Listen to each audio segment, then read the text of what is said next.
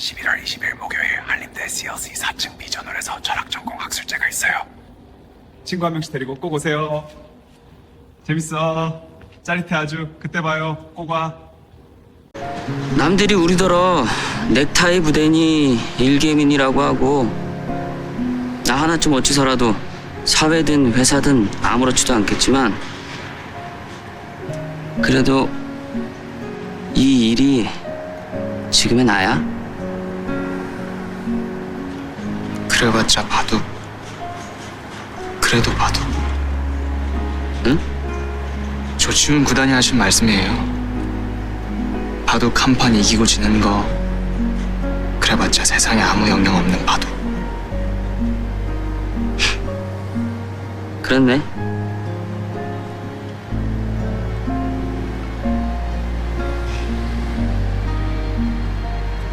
그래도 바둑 세상과 상관없이 그래도 나에겐 전부인 바둑. 나 무슨 일일까 왜 이렇게 조절하게 왜 자원팀에서 할 일을 왜 영업 3팀이 만지고 있어? 치열하게 바둑을 두십니까? 그 원인을 오늘 알게 되었습니다. 바둑일 뿐인데.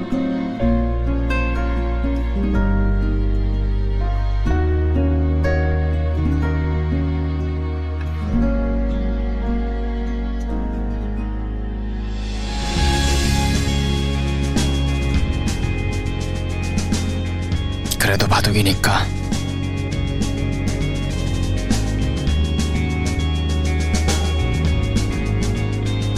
내 바둑이니까. 모든 것이 무너져 있고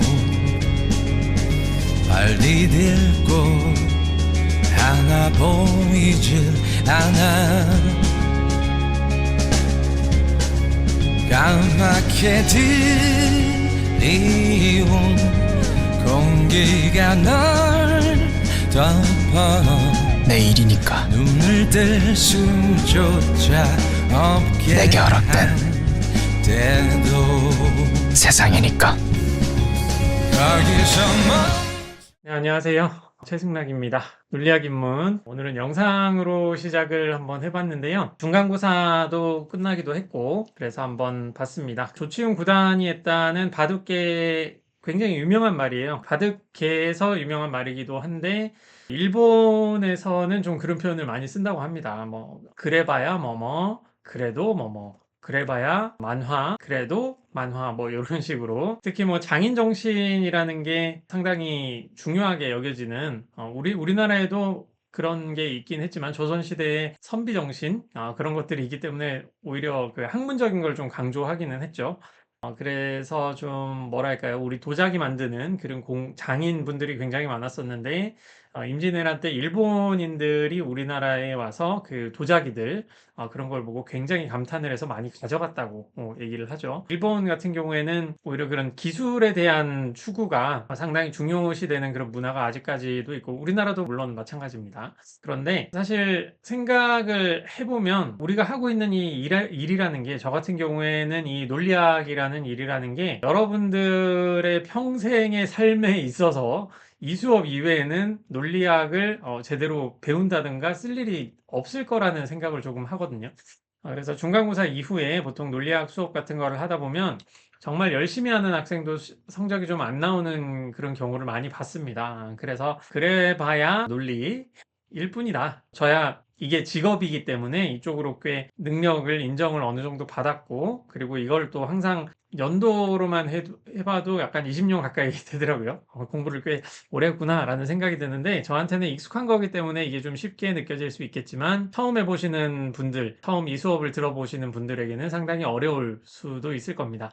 그래서 이 수업의 그 시험을 좀 못 보셨다고 하더라도 너무 실망을 하지 마시고, 여러분들이 잘하시는 그런 것들이 있을 거예요. 여러분들이 가치를 두시는 그런 부분들이 있기 때문에 괜히 내가 못하는 것들, 내가 좀 익숙하지 않은 것들에서 조금 나쁜 결과가 나왔다고 해서 너무 부정적으로 생각을 하지 않으셨으면 좋겠다라는 거고요. 그렇다고 해서 여러분들이 시험을 못 본 건 아니고 생각 이상으로 다 잘 보셨기 때문에 이런 얘기를 해봤습니다. 그런 생각을 해봤어요. 특히 AI 시대에는 기계가 우리 인간보다 잘하는 것들, 더 좋은 결과물을 내는 것들이 상당히 많아질 것 같고 제 학술적인 영역도 지금 넘보고 있다고 생각을 합니다. 보신 그 드라마 같은 경우에는 특히 바둑을 두던 바둑 기사를 이제 포기한 사람이 이제 회사에 들어가면서 상사맨이 되는 그런 이야기를 하고 있는데 특히 바둑도 지금 이미 인공지능 컴퓨터가 지배를 해버렸죠. 그럼에도 불구하고 이제 뭐 기전은 열심히 잘 진행이 되고 있는 그런 상황인데 이런 것들을 제가 또 말씀드리고 싶은 한 가지는 우리가 삶에 있어서 어떤 가치를 느끼는 부분은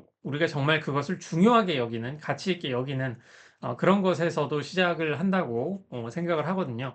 뭐 윤리학적으로도 여러 가지 이론이 좀 있기는 한데 도대체 뭐가 가치가 있는 거냐라고 했을 때 최소한 사람들이 어떠한 거를 소중하게 여기고 가치롭게 여기기 때문에 그게 가치 있는 것이다. 그런 좀 약간 나이브한 생각이지만 실제로 그런 이론이 있습니다. 상당히 좀 설득력 있게 받아들여지는 그런 부분이기도 하고요. 근데 그렇게 생각을 해보면 객관적인 가치라는 게 있기도 하겠지만 내가 스스로 제시를 하는 그런 가치도 굉장히 중요한 것이고 앞으로는 여러분들이 살아가면서 AI가 다 나보다 더 잘하는데 왜 해야 되냐라는 그런 질문을 많이 던지실 수도 있을 것 같거든요. 근데 하지만 한편으로 생각해 보면 AI가 굉장히 뭐 추상적으로 그림으로 잘 그린 그런 결과물을 낸다고 하더라도 내가 그것을 그린 것과 AI가 그린 거는 전혀 다르거든요. 내가 그린 정말 이런 삐뚤삐뚤한 정말 못 그린 이런 그림이라고 하더라도 펭수를 한번 그려본 겁니다. 못 그린 이런 그림이라고 하더라도 이런 그림을 정말 시간과 공을 들여서 열심히 그렸을 때는 이런 그림이 항상 생각이 나거든요. 어떤 해프닝 속에서 우리 삶 속에서 어떤 스토리를 가지고 있는 그런 그림이 될 수도 있고 그래서 AI가 아니라 내가 정말 소중하게 여기는 어떤 가치, 소중하게 여기는 그런 활동들, 그런 것들이 앞으로 미래에는 중요하게 여겨지지 않을까. 그래서 남들이 나를 인정해 주는 것도 중요한데 내가 정말 나 스스로의 가치에 대해서 생각하는 게 앞으로는 더 중요할 것이고 그런 기준을 여러분들이 만약에 잡아준다라고 하신다면 더 나은 삶을 살아가실 수 있지 않을까. 그런 생각을 합니다. 또 그런 게 철학에서 중요한 그 반성적 사고, 뭐 요즘에는 인터넷이나 유튜브에는 메타인지 뭐 이렇게 설명을 하고 있는데 내가 스스로 가치는 정말 소중한 가치 그런 거를 한번 생각해 보시는 것도 좋겠다 싶어서 이런 얘기는 우리 수업 시간에 할 수 없는 얘기인데 중간고사 끝난 김에 그렇게 말씀을 좀 드렸습니다. 그래서 바둑에 있는 그래봐야 바둑, 그래도 바둑이라는 게 있듯이 뭐 저한테는 이게 논리학이라는 게 이 어떤 증명을 내내고 논리학이 물론 이 AI 시대를 열기는 했어요. 열기는 했고 큰 그런 폭발을 일으켜낸 것도 있지만 실제 뭐 공학 하시는 분들이 논리학에 관심 별로 없거든요. 이런 이론적인 거에 진짜 관심이 없는데 이런 논리학적인 그런 결과물 이런 것들을 낸다고 하더라도 뭐 그래 봐야 논리인 거고 세상의 변화는 그렇게 없는 경우가 많은 거죠. 저도 뭐 올해 정말 제 인생에선 굵직굵직한 결과물이 하나씩 좀 나오고 있는 그런 상황이기도 한데 아무도 모르죠. 그런 거지만 그래도 바둑이라는 거, 그래봐야 바둑, 그래도 바둑이라는 것처럼 그래봐야 논리학, 근데 저한테는 그래도 논리학 이라는 것처럼 여러분들에게 정말 소중한 것들 그런 것들을 좀 생각을 해 보셨으면 좋겠습니다. 여러분들이 잘하는 거 그런 것들을 저한테 한번 시켜보시면 저도 진짜 못해요. 거의 뭐 잘하는 게 없을 수준인데 그런 말씀을 좀 드려본 겁니다. 혹시 중간고사 못 보신 분들도 너무 그런 걸로 실망하시지 마시고 또 기말고사도 있고 또 이런 거 좀 못한다고 해서 큰 우리 삶에 있어서 크게 뭐 벌어질 일은 많이는 없을 겁니다. 여러분들이 소중하게 여기시는 거 그런 걸 좀 찾기를 바라고요. 그럼 오늘 진도 나가보도록 하겠습니다. 이제 지난 시간까지는 의미론이라는 걸 배웠고 이제 이번 시간부터는 구문론이라는 거를 하나씩 해볼 예정입니다. 구문론과 의미론이 그렇다면 무슨 차이가 있는가? 이게 단순히 어떤 실용적인 측면으로 강의를 한다라고 하면은 그렇게 여러분들이 아실 필요는 없는 건데 그래도 우리 수업이 논리학 입문이고 이론적인 학문이긴 하기 때문에 기본적으로 구문론과 의미론이라는 게 무엇인지 그 설명만 좀 드리고 오늘부터 할 그 자연 연역의 규칙 부분으로 조금 넘어가 보도록 하겠습니다. 논리학이 이제 발달을 하는 그 시기에 특히 20세기 초반으로 오면서 이 구문론과 의미론이라는 게 구별되기 시작을 했어요. 그 역사를 조금 얘기하는 것도 재밌긴 한데 꼭 그렇게는 할 필요는 없을 것 같고요. 논리학이라는 게 사실 어떤 논증이라는 거를 우리가 배웠잖아요. 논증이라는 게 있으면은 어떤 종류의 여러 논증들을 보니까 그 논증들이 좀 특정 패턴을 가지고 있다라는 그런 생각을 하게 된 거거든요. 그러다 보니까 그 논증들의 패턴을 따온 것들을 논리 규칙, 추론 규칙이라고 해서 조금씩 만들기 시작을 했는데 이 규칙이라고 하는 게 어떤 의미가 포함되는다기보다는 그냥 어떤 말 그대로 규칙이죠. 어떤 프로그래밍을 해서 뭐 이런 상황에는 이런 결과만 내라 라고 하는 것과 같이 예를 들어서 A면 B가 있고 A가 있을 때는 B라는 결과만 이끌어내라 라고 하는 거. 여기 A, B에는 어떤 특정 문장들이 다 들어가겠죠. 일반적으로 우리가 말하고 있는 평서문 문장이 들어갈 텐데 이런 식으로 이제 규칙을 만들어 보다 보니까 이 안에 들어가는 의미가 무엇인지 와는 상관없이 어떤 기호들로 이루어진 것을 통해 가지고 이런 규칙이 어떻게 적용되는지 그거를 좀 바라보기 시작을 했다는 거죠. 그리고 마찬가지로 이제 어떤 문장을 제시를 했을 때 여러 문장이 있을 때 이제 우리는 이면이나 이고나 이거나 뭐 이런 문장들 있잖아요. 그거를 이렇게 기호를 통해 가지고 번역을 하기 시작을 했습니다. 번역을 해서 이제 형식적으로 쓰기 시작했는데 이때도 보시면은 A이면 B다, A이고 B다 이런 식으로 이제 적게 됐을 때 A와 B에 들어갈 그런 문장의 의미와는 아무 상관없이 형식에 특정 기호 형식에 따라서 이제 규칙을 이제 적용을 하는 그런 방향들이 지속적으로 이제 연구가 되어 갔다는 거죠. 그런 점으로 봤을 때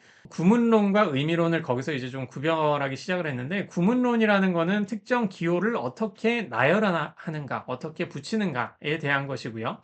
그렇게 붙여진 기호에 어떤 의미를 어떻게 부여할 것인가. 우리 맥락에서는 그 문장을 이렇게 제시된 문장의 참 거짓 값을 어떻게 제시를 할 것인가. 그런 것들은 이제 의미론적인 물음이다 라는 식으로 제가 공부를 하고 좀 연구를 하기로는 거의 20세기 초반에 이게 조금 더 분명하게 나눠지기 시작을 했습니다. 보통 쿠르트 게델이라는 사람이 이제 1차 논리의 완전성을 증명을 하면서 이게 좀 시작된 걸로 저는 좀 이해를 하고 있어요. 그렇다면 조금 더 자세하게 구문론이라는 걸 뭐라고 설명을 해야 되냐. 우리 이미 적형식이라는 거 배웠잖아요. 적형식. 그러니까 문장 논리의 문장을 적는 방식. 요렇게 적는 건 올바른데 요렇게 적는 건 또 아닌 올바르지 않죠. 또 이렇게 적는 것도 올바르지 않고 대신에 이렇게 적는 거는 또 올바르고 이런 차이를 우리가 이미 배웠잖아요. 그런 것과 마찬가지로 구문론이라고 하는 거는 이런 기호들, 기호 체계들을 올바르게 작성하는 그 방식에 대한 거를 보통 구문론이라고 얘기를 하고 있습니다. 그래서 한글 같은 경우도 뭐 이렇게 누가 적는다. 이러면 이제 올바른 거네요. 이러면 올바른 건데 뭐 이렇게 적는다. 이렇게 적으면은 이건 올바르지 않다라고 여기잖아요. 그런 식으로 이제 기호를 적는 것들, 그런 것들을 보통 구문론이라고 한다라고 보시면 되겠고요. 뭐 시험에는 이런 거 물어보지는 않을 겁니다. 한번 참고로만 읽어주시고요. 그리고 의미론이라고 하는 것들, 의미론이라고 하는 거는 지난번에 알려드렸듯이 논리학이나 많은 대다수의 학문에서 어떤 의미라고 하는 거는 그 참 거짓 값을 주는 것을 보통 의미라고 많이들 여깁니다. 물론 언어학으로 간다든가 언어 철학으로 간다든가 실제 그 우리가 사용하고 있는 화용론적 의미, 말을 할 때 우리가 전달되는 그런 의미를 고려를 할 때는 조금 다르기는 한데 이런 형식적인 언어를 고려할 때 특히 의미론, 다른 학문 분야에서 보통 시멘틱스라고 부르는 종류의 표현들이 있는데 이런 시멘틱스가 나온다라고 한다면 참이거나 거짓값을 문장에 주는 방식을 보통 의미론이라고 얘기를 하거든요. 시멘틱스라고 얘기를 하고 있고 이게 실제 우리 미닝, 영어에서 미닝이라고 하는 그 의미와 관련이 되는 이유는 실제 옛날 그 대다수의 학자들이 이런 직관을 가지고 있었고 이 비트겐슈타인이 언급을 했었습니다. 그 학기초에 한번 했었죠. 이런 언급이 있어요. 어떤 문장을 우리가 이해한다라고 하는 거는 그 문장이 언제 참이 되는지 에 대한 그 조건을 아는 것이다 라고 생각을 하는 직관이 있습니다. 이런 직관에 따라서 우리가 논리학도 좀 발전을 하게 되고 그래서 우리가 뭐 눈은 희다 라는 표현을 이해했다는 거는 그 눈은 희다가 어떤 상황에서 참이 되고 어떤 상황에서 거짓이 되는지 그거를 우리가 올바로 이해를 하고 있다는 뜻이다 라고 하는 그런 직관이 있거든요. 그런 직관을 바라보기 때문에 어떤 문장에 대해서 이제 참거짓 값을 주는 그 방식 자체가 의미론적인 그런 주제를 주는 것이다 라고 생각을 하시면 됩니다. 그래서 지금까지 여러분들이 이제 타당성에 대해서, 타당한 논증에 대해서 중간고사 전에는 좀 배웠었잖아요. 그거는 대부분 의미론적 질문이라고 할 거고, 이제 이번 중간고사 이후부터 우리가 고려를 할 게 있는데, 그때는 약간 엄밀하게 말하면 어떤 전제를 주고 그 전제로부터 타당하게 도출될 수 있는 어떤 문장을 고르는 거를 이런 구문론적인 기호를 통해서 우리가 알게 되는 그 방식을 배우게 될 텐데, 여기에서는 보통 도출된다라는 표현을 많이 씁니다. 타당하다라는 표현은 의미론적인 표현으로 보시면 되겠고요. 구문론적인 표현으로는 어떤 기호를 통해 가지고 어떤 프로그래밍을 해서 나오는 거기 때문에 그때는 도출된다, derivable 뭐 이런 표현을 써요. derivable 뭐 이런 식으로 이런 표현을 많이 씁니다. 그래서 뭐가 이제 도출됐다라고 하면은 보통 구문론적인 표현으로 쓰이는 걸로 보통 이해를 하기도 하고요. 어떤 걸로부터 A가 B를 함축한다, 이런 거는 의미론적으로 보통 컨벤셔널하게는 그렇게 이해를 한다 정도로만 알아주시면 되겠습니다. 이게 뭐 현대로 오고 지금 최근으로 오면 또 이제 증명론적 의미론이라는 분야가 또 발전하고 있고, 제가 연구하는 그런 분야가 있는데 거기 가면 이제 의미 자체가 이제 증명 개념으로 바뀌기 때문에 이것도 그럼 시멘틱스로 들어가는 그런 케이스가 좀 약간씩은 있는데, 그런 건 생각하실 필요 없고 20세기 후반에 전반에 이런 식의 구별이 있었다. 학술적으로는 이게 실제 뭐 구별되는 거냐 이런 얘기도 할 수 있을 것 같습니다. 근데 어쨌든 중간고사 이전까지는 보통 통상적으로 말하는 시멘틱스에 대해서 배웠고, 이제 앞으로는 신텍스에 대해서 배워보겠다. 그렇게만 한번 이해를 해보시면 좋겠습니다. 그래서 그 비트겐슈타인이 최초로 여기 진리표 이런 거 만들었다고 했었죠. 이런 직관은 이미 존재했을 텐데 표로 이렇게 만들어서 명시적으로 제시한 거는 이제 비트겐슈타인이나 에밀 포스트가 거의 처음이었다라고 하는 거고요. 이런 거를 통해 가지고 이제 쿠르트 gödel이나 이제 알프레드 탈스키 같은 사람들을 통해 가지고 1차 논리학이라는 1차 논리 체계, 수로 논리는 우리가 배우진 않겠지만 그런 것들을 조금씩 발전시키게 되는 거죠. 그 전까지는 명시적으로 이렇게 구획화되고 정리가 되지 않았던 것들이 이제 gödel 이후에 쿠르트 gödel이 이제 satisfiable이라는 그 개념을 통해 가지고 완전성을 정리를 하는데, 만족 가능성 개념, 그거를 이제 알프레드 탈스키가 훨씬 더 이제 세련된 표현으로 제시를 하기 시작을 하면서, 이 책에서요, 여기서 이제 제시를 하기 시작을 하면서 1차 논리라는 게 구문론과 의미론으로 이렇게 구별되게 굉장히 이제 명시적으로 잘 정리가 됩니다. 그때부터 보전 논리에 대한 그 표준이 나오기 시작을 하고, 거기에서부터 이제 뭐 다치 논리라든가 뭐 굉장히 논리학도 굉장히 많거든요.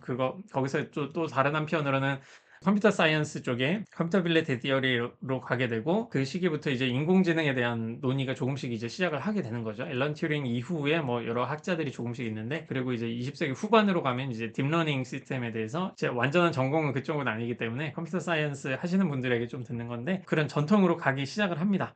그래서 뭐 논리학 관련된 완전성 정리에 대해서 조금 공부를 해보시면 뭐 이런 여러 가지 희한한 기호들을 이제 설명을 하거든요. 그리고 뭐 이런 표현들 많이 쓰고는 하는데 굉장히 어려워 보이는데, 지금 동그라미 치고 있는 이런 것들이 다 그냥 진리표 그리는 거다라고 생각을 하시면 되겠습니다. 뭐 이런 표현이죠. A와 B가 모두 참인 경우에는 참이고 그 이외의 경우는 거짓이다. 이거 제가 말씀드렸잖아요. AND 같은 경우에는 둘 중 하나가 거짓이면 무조건 거짓이다. OR 같은 경우에는 둘 중 하나가 참이면 무조건 참이다. 똑같이 적고 있는 거죠. A가 거짓이고 B가 둘 다 이제 거짓인 경우에는 거짓이고 그 이외의 경우에는 참이다. 그런 식으로 한번 되게 어려워 보이는데 그 의미나 속뜻을 한번 따져보면은 그렇게 큰 내용이 없는 거죠. 그래서 이런 식으로 이제 시멘틱스가 이제 발전을 했었고, 그 20세기에 가장 아름다운 정리를 증명했다는 쿠르트 gödel 불완전성 정리라는 게 있거든요. 관련 강의도 그 논리학당 강의 있으니까 한번 관심 있으시면 한번 들어보세요. 좀 뭐 대부분 어렵다고 하시는데 웬만한 학부 수준에서 3, 4학년 수준에서 들을 수 있을 정도로 만들었고, 누군가는 아마 대학원 수준의 수업일 거다, 이렇게 생각을 할 겁니다. 유튜브에 대부분 있는 그 gödel 정리와 같은 얘기가 너무 요약적이고 세부적인 내용을 좀 얘기를 좀 많이 안 하기도 하고, 그리고 좀 잘못 전달하는 게 많아가지고 제가 한 3시간짜리 강의 올려놓은 거고요. 제 딴에는 학부 강의 수준으로 했는데 그게 좀 자세하다는 설명도 있더라고요. 근데 전혀 자세하지 않습니다. 좀 생략되는 것도 꽤 있기 때문에 그래도 한번 시간 되시면 참고해 보시고, 좀 논리 영역에서는 핵심적인 사건이 있었던 게 이제 1929년도입니다. 이제 이미 에밀 포스트가 그 이전에 증명을 했던 거기는 하지만 그 의미론과 구문론을 거의 최초로 이제 구별할 정도로 명확한 데피니션을 제시했던 게 쿠르트 게델의 완전성 정리가 그때 나왔던 거죠. 수로 논리의 완전성 정리로 1929년도에 이제 증명이 됐고 30년도에 이제 발표를 하기 시작을 했어요. 그리고 1931년도에 이제 불완전성 정리라는 게 나오기 시작을 하고 20세기 전반에는 이 괴델의 불완전성 정리를 철학자들이 그리고 컴퓨터 사이언스 하시는 분들도 마찬가지로 굉장히 이제 열심히 연구를 했던 그런 분야이기도 하죠. 그런데 이게 의미론적인 영역에서 이런 식으로 좀 발전이 좀 했다라고 한다면 1935년도부터 수학 기초론의 일관성 증명을 제시를 하는 과정에서 나왔던 게 게르하르트 겐첸의 자연 연역이라는 게 있습니다. 물론 겐첸 혼자 그 시기에 했던 건 아니고 이후에 다치 논리로 유명한 그 야스콥스키라는 사람이 유사하게 좀 자연 연역에 대해서 얘기를 했었는데 안타깝게도 겐첸은 그 산수 체계에 초한기납이라는 거를 써서 이제 일관성을 증명을 하고 아마 제 알기로는 지금 하도 오래돼가지고 기억이 잘 나는데 아우슈비츠에서 안타깝게 좀 돌아가신 걸로 알고 있습니다. 이분이 평생 동안 그냥 수학의 일관성 증명하려는 그거밖에 몰랐던 분이고 이분 논문을 저는 다 읽어봤습니다. 왜냐하면 5편밖에 없기 때문이죠. 그래서 지금 앞으로 배울 게 요겁니다. 이제 우리가 앞으로 배울 게 자연 연역으로 이렇게 나온 이 규칙에 대해서 좀 배울 거고요. 이후에 1965년도에 이제 아직 살아 계시는데 다그 프라비츠라는 분이 이 시스템 자체를 좀 발전시킵니다. 그거를 통해서 이제 증명론이라는 분야에 이제 초석을 좀 다졌다라고 보시면 되겠고, 그래서 이제 증명론적 의미론으로 발전하는 시기인데, 여러분들이 생각하실 거, 구문론에서 요거 앞으로 배우게 된다라고만 생각해 주시면 되겠고요. 그래서 좀 표준적으로는 이제 이런 식으로 이제 적는 겁니다. 이게 그래피카란 표현인데, 우리는 그래피카란 걸 좀 적지 않을 거고, 좀 글로써 적는 방식으로 할 테니까, 여기에 너무 긴장은 하지 않으셔도 되겠습니다. 그래서 뭐 추가적으로 이제 많이 미국을 중심으로 자연연역 체계로 많이 알려진 거는 그 야스콥스키, 여긴 자스코우스키라고 해놨네요. 이제 야스콥스키라고 다치 논리에서 유명하신 분이 있는데 이분의 스타일 1935년도에 비슷하게 이런 체계 시스템을 한번 제시를 하신 걸로 제가 알고 있고요. 러시아 분이시죠. 그리고 미국에서는 이제 프레데릭 피치라는 분이 심볼릭 로직이라는 책에서 야스콥스키의 방식을 약간 변형해가지고 이렇게 제시를 하고 있는데 많은 분들이 이제 자연연역 하면 피치 스타일을 많이 알고 있습니다. 유학을 하신다든가 철학을 하시는 분들은 요거를 많이 알고 계시는데 실제로 이제 학술적으로는 아까 보셨던 겐첸 프라비츠 그런 방식을 좀 많이 쓰고 있는 걸로 보시면 되겠고요. 우리가 배울 건 요런 영역, 이런 방식으로 합니다. 물론 이렇게 줄 끊는 거 이런 건 쓰지는 않을 텐데, 쓰지는 않겠지만 아마 똑같이 어떻게 하는지 하나씩 알아보도록 하죠. 그래서 우리가 배울 거는 요런 규칙들인데, 여기에 요 부분은 수로 논리기 때문에 요거 빼놓고요. 되도록이면은 기말까지 최대한 요거는 배워보는 시간을 한번 가져보도록 하겠습니다. 요게 조금 어려울 수는 있어요. 어렵겠지만 한번 연습해 보시면은 덧셈 뺄셈 여러분들이 수학에서 하듯이 조금 도움이 될 거고, 익숙해지시면은 타당성 평가하는 데는 굉장히 도움이 될 겁니다. 특히 PSAT나 리트나 그런 공무원 시험 준비하시는 분들 있죠. 요 규칙 알면은 상당히 좀 쉽게 문제를 푸실 수 있다. 그렇게 한번 보시면 되겠고, 기말고사에도 2표 정도는 제가 뽑아가지고 보실 수 있게 다 드릴 테니까 요거 한번 필요하시면 한번 뽑아서 보시는 것도 좋다라고 생각이 됩니다. 그래서 오늘부터 한번 배워볼 거 이중부정 없애라는 규칙에 대한 거를 먼저 제일 처음 한번 보죠. 예를 들어서 조금 빨리 진행을 해보겠습니다. 첫 번째로 이제 하현우는 남자가 아니라는 것이 거짓이다. 요거 한번 번역을 해보시면은 하현우가 남자이다를 A로 한번 번역을 해보시고, 그거를 남자가 아니다 하니까 부정어, 그것이 거짓이다니까 이중부정, 낱낱A가 되는 거죠. 낱낱A와 동치인 문장, 지금 이미 우리가 많이 배웠잖아요. A가 C가 되는 거죠. 낱낱A와 동치는 A다 라는 거 이제 알 수가 있는데, 따라서 하현우는 남자이다 A, 요렇게 봤을 때 진리표 그려보시면은 당연히 이게 동치이다 이렇게 알 수가 있겠죠. 밑에 한번 보시면은 하윤이가 남자가 아니라는 것이 거짓이다. 이거 뭐 거꾸로 돼 있네요. 제가 이거 한번 되도록이면 한번 고쳐보도록 하겠습니다. 예, 그래서 낱낱A가 참이면 이건 진리표도 잘못되어 있네요. 요거는 수정을 해야 되겠습니다. 왜 이렇게 돼 있지? 이거는 낱낱A와 이거는 진리표가 둘 다 이제 동일하겠죠.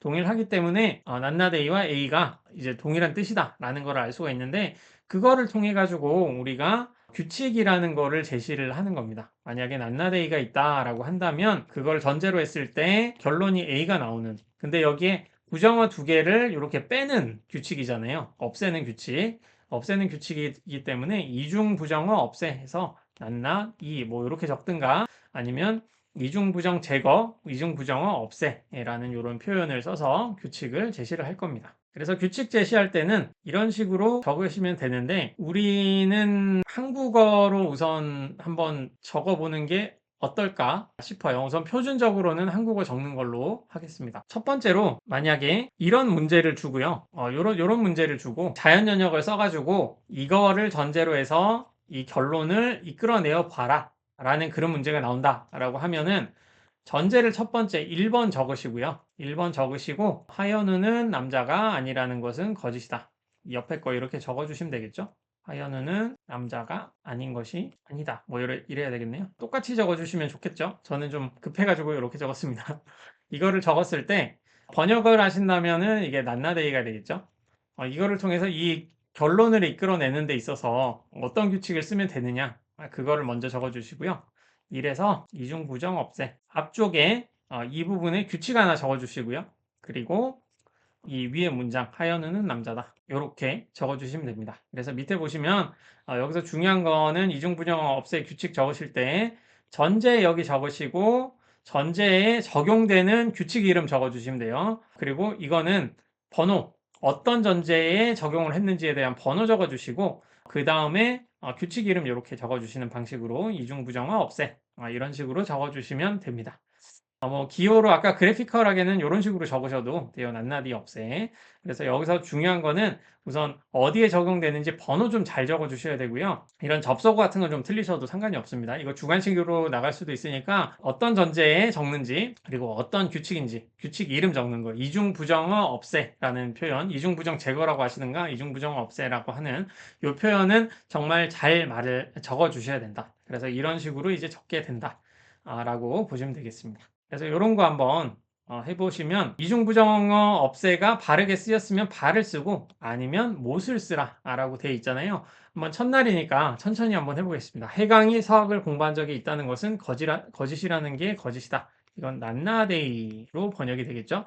따라서 해강은 서학을 공부한 적이 있다. 이것도 1번을 전제로 해가지고 2번에 이중부정어 없애 1에 이중 부정어 없애 하시고 이렇게 적어주시면 되겠죠. 시험에 만약에 이거 푸는 거 서술이라고 해야 되겠네요. 그렇게 나오면은 기호 쓰지 마시고 이렇게 한국어로 적으셔야 된다 라고 하는 거 이까지만 좀 약속을 하겠습니다. 기호로 적는 것도 좋은데 기호로 적게 되면은 여러분들이 A로 적는 사람도 있고 X로 적는 사람도 있고 번역에 대한 그 약속을 또 다시 적어야 되기 때문에 상당히 어려워지거든요. 그러니까 요거 하실 때는 제가 뒤에 이제 모순 기호는 기호만 써도 될 텐데 이런 경우에는 되도록이면이 아니라 우리가 이렇게 한국어로 적는 거를 기본으로 하겠다라고 약속을 우선 하겠습니다. 그래서 이렇게 적어야 된다라고 보시면 되겠고요.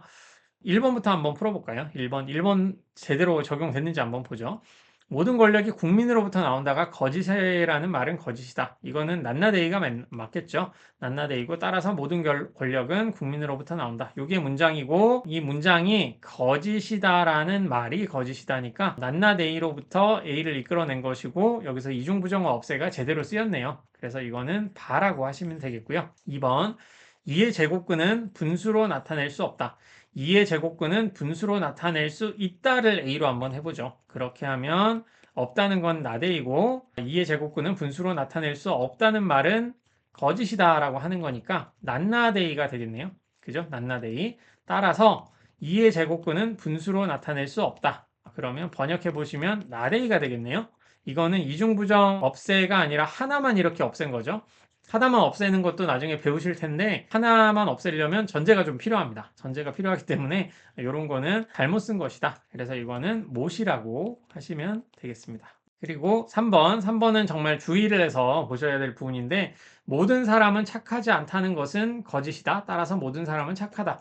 이거 좀 약간 어렵죠? 모든 사람은 착하다라는 말에 부정어가 쓰인 것인가? 라고 생각돼서 부정이기 때문에 낱낱A로부터 A가 이제 나오는 그런 문장일 텐데 요거는 조심하셔야 돼요. 특히 표현에 모든이나 몇몇 있다라는 표현이 나오기 시작을 하면 부정어를 여러분들이 넣으실 때 상당히 이제 차이가 난다는 걸 아셔야 됩니다. 예를 들어서 이거는 두 가지를 한번 비교를 해보시죠. 모든 사람이 착하다는 말은 거짓이다. 모든 사람이 착하다는 말이 거짓이라는 것은 다시 해볼게요. 모든 사람이 착하다가 거짓이라는 것이 거짓이다 라는 말과 모든 사람은 착하지 않다는 것은 거짓이다. 요거는 다른 뜻이거든요. 시간이 좀 없긴 한데 그래도 한번 설명하고 해보죠. 모든 사람은 착하지 않다는 것은 거짓이다. 모든 사람은 착하지 않다라는 말이 있고요. 모든 사람은 착하다라는 말이 있죠. 그래서 첫 번째는 모든 사람은 착하지 않다라는 말이 있고 두 번째는 모든 사람은 착하다는 말이 있고 모든 사람은 이거 되도록 시험에 안 낼 테니까 이해 안 되셔도 크게 좀 걱정하지 않으셔도 됩니다. 사람이 착하다는 것은 거짓이다. 이 세 가지 문장이 있는데 첫 번째 문장은 뭐죠? 모든 사람은 착하지 않다. 이 세상에 있는 모든 사람이 다 착하지 않다는 거죠. 그래서 여기 뭐 착한 사람이 있고 착하지 않은 사람이 있다 라고 이렇게 해보면 모든 사람이 여기에 있다는 거죠. 모든 사람이 이제 착하지 않다. 여기에 있는 이 사람들이 다 착하지 않다 라고 하는 거죠. 그리고 밑에 문장은 착한 사람이 있고 착하지 않은 사람이 있다 라고 한다면 착한 사람들만 세상에 존재한다. 이런 상황이죠. 그렇다면 두 번째는 무슨 말이 될까요? 집합으로 이렇게 얘기하는 게 항상 옳지는 않은데 여기는 모든 사람은 착하지 않다 라고 하는 거는 세상에 있는 모든 사람들이 다 이제 착하지 않다 라고 하는 거 이런 식으로 나중에 저희 벤 다이어그램은 그리지 않을 거기 때문에 벤 다이어그램 제 설명드리면 좀 헷갈릴 수 있는 설명 방식인데 어쨌든 지금 우리는 배우지 않을 거니까 그냥 한번 들어보세요. 모든 사람이 착하지 않다는 거는 여기에 착한 사람들만 있는 경우로 보시고 여기는 착하지 않은 사람들만 있는 경우로 여기는 이제 섞여 있는 경우로 한번 보신다면 이 문장이 말하는 거는 착하지 않은 사람들만 여기 있는 경우를 얘기를 해주죠. 그리고 모든 사람은 착하다 같은 경우에는 이것도 이런 식으로 해야 되겠네요. 이게 뭐 표준적인 설명 방식은 아니라 가지고 죄송합니다. 여기에는 착한 사람들만 있고 여기는 착한 사람들과 착하지 않은 사람이 섞여 있고 여기에는 착하지 않은 사람들만 있다. 그렇게 한번 생각을 해보시면 모든 사람은 착하다라고 하는 거는 사람들이 여기에만 존재한다 라는 식으로 이해를 할 수가 있겠죠. 그리고 모든 사람이 착하다는 것은 거짓이다 라고 하는 거는 여기에만 사람들이 있다는 것은 거짓이다 라는 뜻이 되는 거니까 여기에도 어떤 사람이 있다 라는 뜻이 되잖아요. 그렇죠? 밑에 문장은 밑에 문장 같은 경우에는 착한 사람이 있고 착하지 않은 사람이 이렇게 있다라고 한다면 여기에 중간에도 어떤 사람들이 있다라고 하는 게 되기 때문에 이 세 가지 의미가 전혀 다르다라는 거를 좀 보시면 되겠습니다. 그렇게 보시면은 방금 보신 문장은 모든 사람이 착하지 않다는 것은 거짓이다잖아요. 라고 하는 거니까 요 말은 뭐냐면 착하지 않지 않은 사람이 존재한다. 그러니까 착한 사람이 존재한다. 라고 하는 거. 그 말과도 이제 동일하게 보이는 거겠죠. 거짓이다라는 표현이 있으면. 그리고 여기에다가 이제 착하다는 것이 거짓이다라고 하면 어떤 사람은 착하지 않다라고 하는 거를 이 말을 해주는 거죠. 그렇게 보이겠죠? 그래서 여기 있는 것들이 뭔가 있다라고 하는 게 거짓이다가 붙이면 되는 거고 모든 사람이 착하다는 것은 거짓이다가 된다면 모든 사람이 착하다라는 게 거짓이다는 여기에 누군가가 있다라는 거였잖아요. 그게 거짓이다라고 한다는 거는 모든 사람이 착하다라는 게 되겠죠. 그래서 뒤쪽에 부정어가 이렇게 붙였을 때 모든 사람이 착하다는 것이 거짓인 것이 거짓이다라고 한다면 이 문장은 이중 부정 제거가 충분히 가능합니다. 이거는 가능한 방식이고요.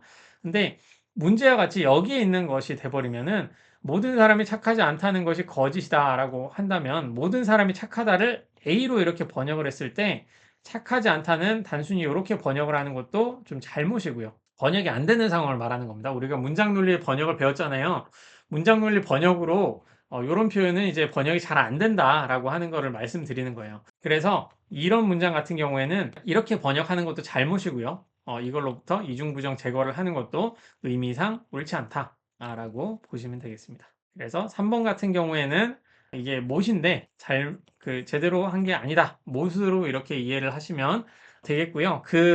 이거를 이제 제대로 번역하는 거를 조금 보시려면 수로 논리를 배우셔야겠죠. 수로 논리는 아마 다음 학기에 영상 강의로 제가 또 만들 강의가 있는데 그거를 한번 참고해 주시든가 아니면은 논리학당의 수로 논리 파트 한번 좀 보시면 이 부분도 충분히 아실 수가 있을 겁니다.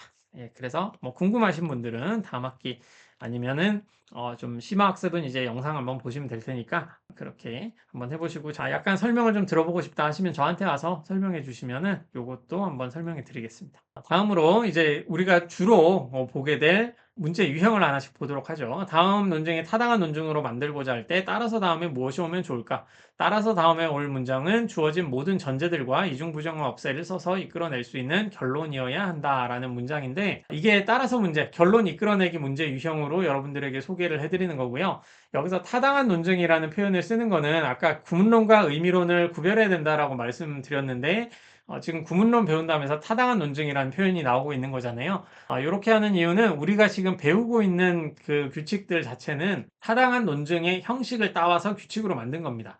그렇기 때문에 이 규칙으로부터 따라서 나오는 그 결론들은 기본적으로 타당하다라는 게 보장된 그런 규칙으로 한번 보시면 되겠고요. 그래서 앞으로 이 문제 유형을 볼 때 여러분들이 배우는 모든 규칙은, 이 수업에서 배우는 모든 규칙은 고전 논리에서는 최소한 타당하다, 타당한 규칙이다 라는 거를 생각해 주시면 되겠고, 그 규칙에 따라서 전제로부터 결론이 어떤 게 나오는지 그거를 찾는 연습을 해 주시면 되겠습니다. 그래서 김계란이 똑딱하다는 말이 거짓이라는 것은 거짓이다 라고 하는 거는 1번에 낱낱이 이렇게 적은 거죠. 2번에 1에 이중 부정어 없애 하시고 이제 A가 나오겠죠. 우리 배운 거 이중 부정어 없애밖에 없으니까 A가 나오는 거죠. 그래서 김계란은 똑똑하다. 김계란은 답이 되는 거는 김계란은 똑똑하다 라고 적어주시면 되겠죠. 1번 문제도 볼까요? 지금 이런 문제 유형이 나오는 그 논증은 기본적으로 모두 타당하다라는 거를 전제로 해서 타당하게 이끌어져 나올 수 있는 거, 그렇게 보시면 되겠고, 계속 뭐 말씀드리지만 이제 공무원 시험이나 이런 여러 시험에도 이런 문제 유형이 나오거든요. 그때는 문두로 나오는 문제가 다음 글이 참일 때 반드시 참인 것을 고르면 뭐 이런 식으로 나옵니다. 타당하다는 뜻이 전제들이 참일 때 결론이 거짓인 경우가 없는 경우라고 말씀드렸잖아요. 결론이 거짓인 경우가 없다는 거는 그 결론이 반드시 참이라는 뜻이죠. 그러니까 이 규칙을 써서 이끌어낼 수 있는 것들이 모두 타당한 결론이다. 그렇게 보시면 되겠고요. 그래서 나의 논리학 수강은 잘한 일이라는 말이 거짓이라는 것은 거짓이다라고 이중부정 제거 규칙을 이렇게 쓰고 있으니까 답이 되는 거는 나의 논리학 수강은 잘한 일이다 라고 답을 좀 적어주시면 되겠죠. 2번 태양 중심설이 거짓이라는 것은 거짓이다 따라서 라고 나오는데, 여기 우리가 일상적으로 태양 중심설이 거짓이라는 것은 거짓이다 라는 말은 태양 중심설이라는 요 표현의 의미가 태양이 우리 우주의 중심이고 다른 행성들은 태양을 중심으로 공전한다 라는 그 주장을 담고 있는 거잖아요. 그래서 이렇게만 딱 보시면 태양 중심설이라는 거는 문장이 아니고 어떤 언어 표현인데, 거짓이다 참이다 라는 표현, 수로 표현 앞쪽에는 문장이 와야 되니까 요거는 잘못된 표현 아니냐, 평서문이 아닌 거 아니냐, 이렇게 말씀을 하실 수도 있습니다. 그런 주장도 충분히 올바른 주장이고요. 다만 우리가 일상적으로 얘기를 할 때는 어떤 이론의 이름을 제시를 한다는 거는 그 이론이 가지고 있는 주장을 제시하는 거기 때문에 이 맥락적으로 잘 이해를 한다면 이게 거짓이라는 거는 밑에와 같이 이런 식으로 이해를 할 수 있다 라고 생각을 해주시면 되겠고, 그래서 두 가지 방식으로 답을 적을 수 있겠죠. 태양 중심설이 거짓이라는 것은 거짓이다 따라서 태양 중심설은 참이다 라고 답을 적어주시면 되겠고요. 다른 한 가지 방식은 태양이 우리 우주 중심이고 다른 행성들은 태양을 중심으로 공전한다 라고 딱 여기 적어주시면 요게 또 답이 될 수가 있겠다. 이렇게 이해를 해주시면 되겠습니다. 네, 다음 규칙은 이고노어 규칙입니다. 이고노어 규칙. 우리가 이미 배웠죠? A and B라고 하는 거는 A가 참이고 B가 참일 때 참이고 그 이외의 방식은 전부 다 이제 거짓이다 라고 하는 거를 우리가 배웠었는데, 첫 번째 우리 그 자연연역 적는 방식으로 해보시면 첫 번째로 A 문장 이거 좀 넘겨서 보겠습니다. 우리가 적는 방식으로 한번 해보죠. 이제 자연연역으로 적는 방식인데 이 방식 중에 하나는 첫 번째 전제를 1번으로 A라고 이렇게 적어주시고요. 두 번째 전제는 B라고 이렇게 적어주시고 3번에 어디에 적용하는지 무조건 적어야 된다고 했죠. 컴마 이렇게만 적으셔도 됩니다. 1, 2에 이고 넣어 하시고 그리고 A이고 넣으라고 하시든가 A and B 이런 식으로 여러분들이 혼자 하실 땐 이렇게 해주시고 시험이나 이제 서술형으로 나올 때는 현 착하다, 혜인이는 씩씩하다 이거 꼭 적어주시고 3번 해가지고 1, 2에 이고 넣어 한 다음에 현우는 착하고 혜인이는 씩씩하다 그렇게 적어주시면 되겠고요. 그래픽 방식으로는 이런 식으로 쓸 수 있습니다. 근데 우리 수업에서는 쓰지 마시고 수업 바깥에서 그리고 학술적으로는 이런 거 많이 쓰이거든요. 뭐 휴리스틱하게 좀 실용적으로 잘 좋다라고 해서 이런 식으로 좀 쓰이긴 하는데 그래픽한 부분은 좀 이해만 한번 이런 식으로 할 수도 있구나. 그 정도만 한번 좀 봐주시면 좋겠습니다. 다음 논중에서 이고너가 사용되었다면 올바르게 쓰였는지를 판단하시오. 1. 2의 제곱근은 분수로 나타낼 수 없다. 파이는 분수로 나타낼 수 없다. 따라서 파이는 분수로 나타낼 수 없고 2의 제곱근도 분수로 나타낼 수 없다. 2의 제곱근은 분수로 나타낼 수 없다를 A로 하셔도 되고 not A로 하셔도 되겠죠. 분수로 나타낼 수 있다를 A로 하셔도 되고 파이는 분수로 나타낼 수 없다. 파이는 분수로 나타낼 수 있다로 보시면 되니까 not B로 이렇게 보셔도 되고요. 따라서 결론으로 나오는 거 따라서 앞으로는 이렇게 한번 슬래시로 한번 볼까요? 우리 쓰듯이 한번 해보겠습니다. A 2번에 그리고 결론으로 나오는 거는 파이는 분수로 나타낼 수 없고 not B and 2의 제곱근도 분수로 나타낼 수 없다. A 이렇게 보시면 되겠죠. 그래서 이렇게 앞으로 적으면 무슨 뜻이냐 하면 전제 not A와 전제 not B가 있을 때 그걸로부터 이런 결론을 이끌어내는 것을 증명을 아래에 적어달라라고 하는 겁니다. 이런 식으로 이제 적어주시면 되는 거니까 한번 해보시고요. 그래서 1번과 2에 이고 넣어 하셔가지고 not B, not A 이렇게 적어주시면 되겠죠. 뭐 not A and not B라고 하셔도 되는데 실제로 이제 구문론이라고 말씀드렸잖아요. 구문론이라고 하는 거는 이런 순서 같은 것도 A와 B가 있을 때 and 도입규칙 지금 배운 거거든요. 그러면 요렇게 도입규칙을 적용되는 규칙이 하나 있을 거 아니에요. 그걸 1번으로 하고 두 번째는 요렇게 두 개가 있을 때 B를 앞으로 하고 A를 다음으로 하는 요런 두 가지 규칙, 요런 순서가 아주 당연하게 여겨지는데 요런 거조차도 이 정도 패턴을 아주 유연하게 바라보는 게 우리 뇌가 그런 거죠. 근데 지금 AI 말고 초기의 AI가 아니라 컴퓨터는 규칙을 요렇게만 주면은 이거는 잘못됐다고 여겼거든요. 그래서 이런 거를 아주 사소하게 하나씩 좀 구별해서 좀 봤는데 우리가 쓰는 이 이고너는 이걸로부터 이거를 이끌어내는 거, 이걸로부터 요거를 이끌어내는 거 두 가지 다 우리가 적용하는 걸로 여길 테니까 이렇게 한번 생각해 주시면 되겠습니다. 그래서 올바르게 쓰였다라고 해야 되겠죠. 올바르게 쓰임이라고 생각해 주시면 되겠고요. 다음 논중에 이고너가 사용되는지 사용되었다면 올바르게 쓰였는지 판단하시오. 이것도 번역 한번 해볼까요? 전제 하나씩 적으면서 번역 한번 해보겠습니다. 사랑을 고갈될 자원으로 생각하는 사람은 이고나 이런 게 없네요. 사람은 시간이 지나 설레이지 않으면 사랑의 상대를 바꾼다. 이면 문장으로 봐야 되는데 우선 좀 요 예시는 이제 슬라이드에서 뺄 때가 된 것 같습니다. 우선 이면 규칙 우리 안 배웠죠. 요거 안 배우긴 했는데 우선 쓰이는지 안 쓰이는지 한번 보도록 할게요. 두 번째는 사랑을 지속 가능한 자원으로 생각하는 사람은 우선 주어가 전혀 다르죠. 주어가 전혀 다르네요. 설레이지 않으면을 이렇게 했는데 부정어가 있지만 우선 그냥 해보겠습니다. 주어가 다르니까 쉬로 하고 않으면 대화를 통해 깊고 신뢰하는 관계를 만들어간다. 이것도 사랑의 상대를 바꾼다와 신뢰하는 관계를 만들어간다니까 D가 되겠네요. 전혀 다른 문장이니까 D로 번역한 겁니다. 따라서 사랑을 고갈될 자원으로 생각하는 사람뿐만 아니라 and네요. 뿐만 아니라 사랑을 지속 가능한 자원으로 생각하는 사람도 이 두 사람이니까 A와 C에 대한 얘기인 것 같긴 하네요. 시간이 지나 설레지 않으면 요거 주어는 똑같네요. 주어는 똑같으니까 A and C 이면 사랑의 상대를 바꾼다. B. 뭐 여러 가지 번역이 가능하겠지만 한 가지 가능한 번역은 이런 식으로 이제 할 수가 있는 건데 요거는 약간만 보셔도 이고너를 제대로 썼다고 보기가 힘들 것 같네요.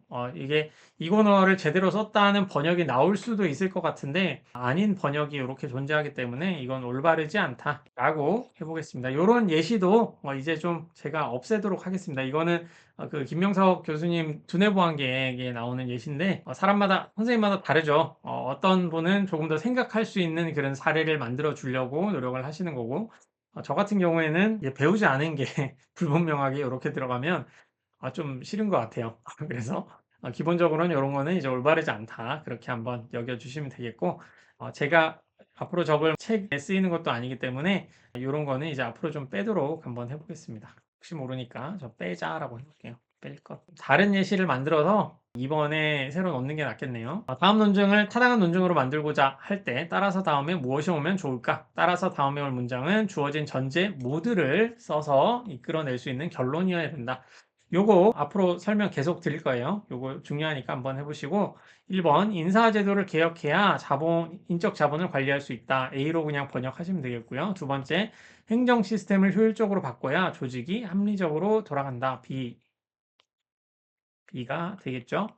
이렇다면 우리가 배운 규칙 두 가지밖에 없죠. 이중부정어 없애와 이고 넣어 두 가지 배웠으니까 이거 한번 해보시면 1, 2에 이고 넣어 하시면 B로 해서 답이 될 수 있는 거는 인사제도 를 개혁해야 인적 자본을 잘 관리할 수 있고 행정 시스템을 효율적으로 바꿔야 조직이 합리적으로 돌아간다 라는 게 여기 결론으로 들어온다 라고 보시면 되겠습니다. 이렇게 한번 보시면 되겠고요. 다음 빈칸 전제를 채워 주어진 논증을 타당하게 만들어 보라. 요것도 이제 여러분들까지는 쓰고 제가 문제는 좀 수정을 해봐야 되겠네요. 이게 아직 안 배웠는데 왜냐하면 문제 유형이고 수문 전제 찾기 문제 유형으로 보시면 되겠습니다.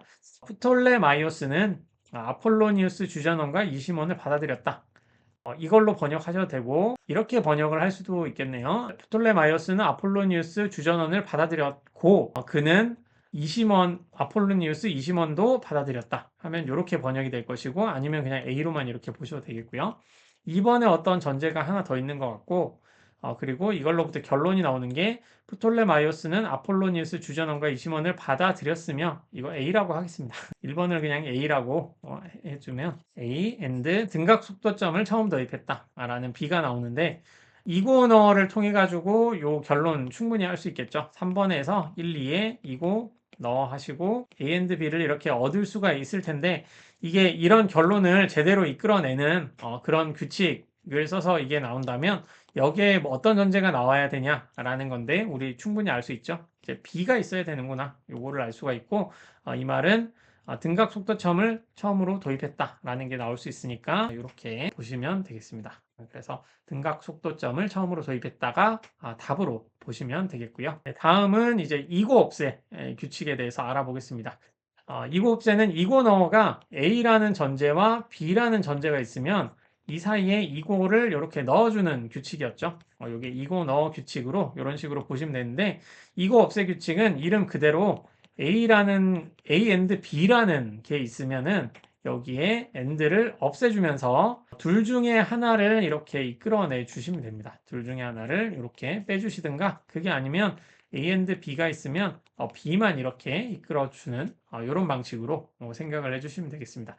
희진이는 분노했고 희진룩은 불티나게 팔렸다. 이거 좀 민감할 수도 있는 건가요? 제가 이런 걸 잘 몰라가지고 작년에 만든 건데 우선 번역을 해보시면 1번 희진이는 분노했고 희진룩은 불티나게 팔렸다로부터 희진룩은 불티나게 팔렸다 라고 하는 결론을 이렇게 이끌어내시면 되겠죠. A로부터 B를 이끌어내는 거 A로부터 A를 이끌어내는 거 규칙을 한번 보시면 전제를 진리표 한번 보시죠.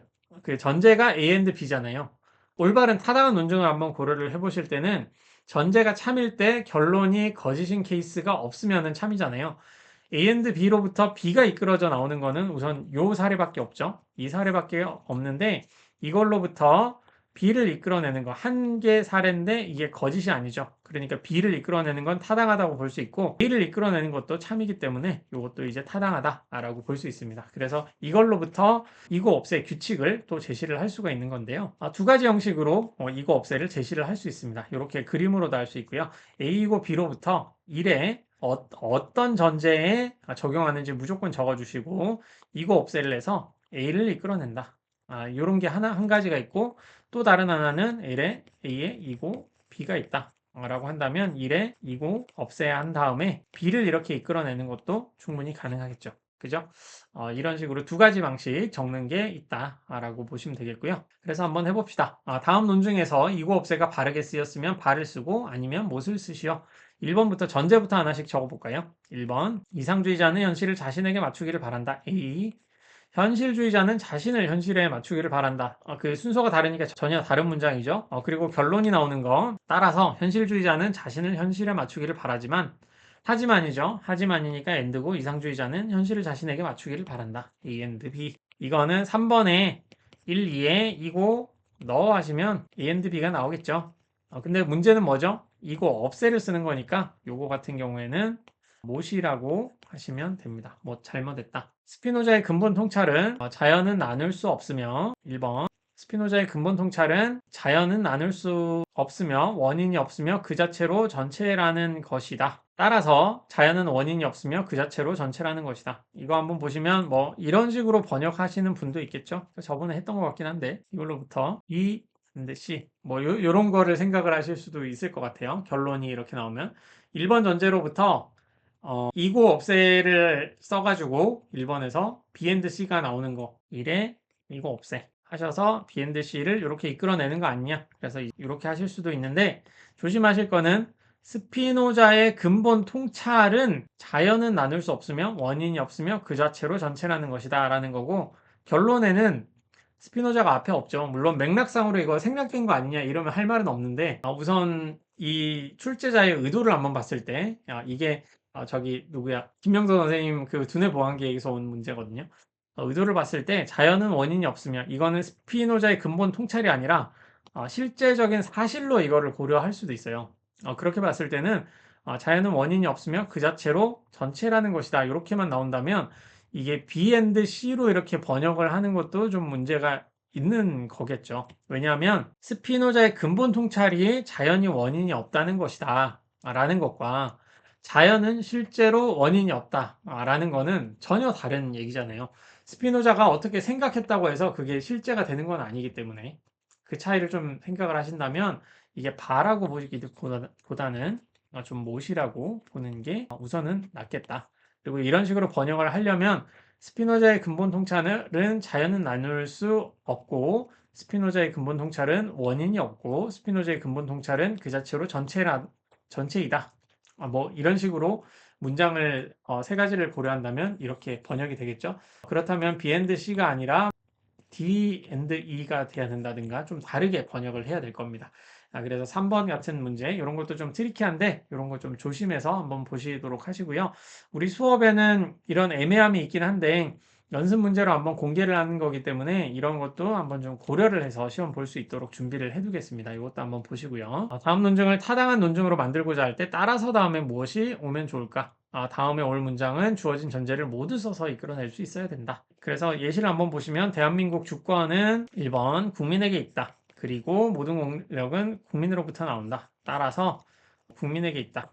이건 충분히 나올 수 있겠죠? 이거 없애하시면 딱 되는 거니까. 1번 문제 한번 보겠습니다. 2의 제곱근과 파이는 분수로 나타낼 수 없다. 2의 제곱근은 분수로 나타낼 수 있다의 부정. 그리고 2의 제곱근은 그리고 두 번째는 파이는 분수로 나타낼 수 없다. 그러니까 요거네요. 따라서로 나올 수 있는 게 이거 없애하시면 나대이나 납비가 나오겠네요. 그래서 답은 두 가지죠. 2의 제곱근은 분수로 나타낼 수 없다를 답으로 하시든가 파이는 분수로 나타낼 수 없다.